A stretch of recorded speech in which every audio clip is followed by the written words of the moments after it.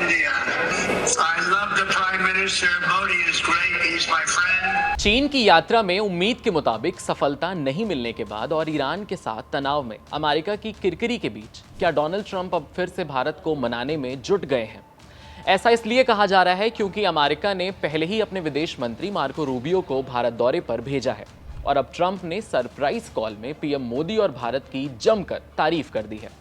इतना ही नहीं, ट्रंप ने पीएम मोदी को फिर से महान नेता और दोस्त कहा है और यही बयान फिर से अब सुर्खियों में है। लेकिन सवाल यह है कि आखिर अचानक ट्रंप को पीएम मोदी की याद क्यों आ गई? क्या यह सिर्फ दोस्ती वाली राजनीति है या इसके पीछे एक बड़ा रणनीतिक खेल छिपा है? क्या अमेरिका अब चीन के मुकाबले भारत को फिर से ज्यादा अहमियत देने जा रहा है? और क्या भारत को तेल, व्यापार या रणनीतिक मामलों में कोई फायदा मिल सकता है? ये पूरा घटनाक्रम ऐसे समय में हुआ है जब अमेरिका कई मोर्चों पर दबाव झेल रहा है।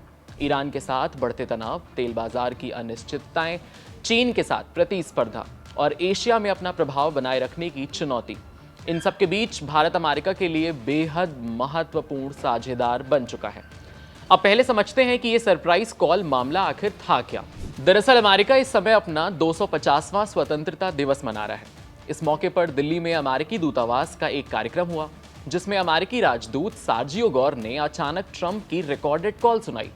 इसमें ट्रंप ने पीएम मोदी की खुलकर तारीफ की है और भारत अमेरिका रिश्तों को बेहद खास बताया है। आइए आपको सुनवाते हैं कि उन्होंने क्या कुछ कहा है। I just want to say you're great, and we've never been closer to India, and India can count on me 100% and our country.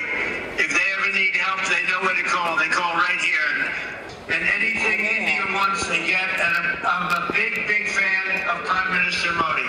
रणनीतिक जानकारों की माने तो ये सिर्फ सामान्य डिप्लोमेटिक जेस्चर नहीं माना जा रहा है, क्योंकि ट्रंप का अंदाज हमेशा से ट्रांजैक्शनल पॉलिटिक्स वाला रहा है। वो अक्सर उन्हीं देशों की तरफ तेजी से झुकते हैं जहां अमेरिका को रणनीतिक या आर्थिक फायदा दिखता है। पिछले कुछ सालों में अमेरिका लगातार चीन को बैलेंस करने की कोशिश कर रहा है, लेकिन हाल के समय में चीन के साथ कई मोर्चों पर अमेरिका को बढ़त नहीं मिल पाई है। ऐसे में भारत की अहमियत और बढ़ जाती है। Bharat defence, semiconductor, technology, AI और सप्लाई चेन जैसे क्षेत्रों में भी अमेरिका भारत को एक लंबे समय का पार्टनर के रूप में देख रहा है। यही वजह है कि ट्रंप प्रशासन भारत से रिश्तों को कमजोर करने का जोखिम शायद नहीं लेना चाहते हैं। इस बीच से यह सवाल काफी अहम उठ रहा है कि क्या ट्रंप एक बार फिर से पलटी मार रहे हैं?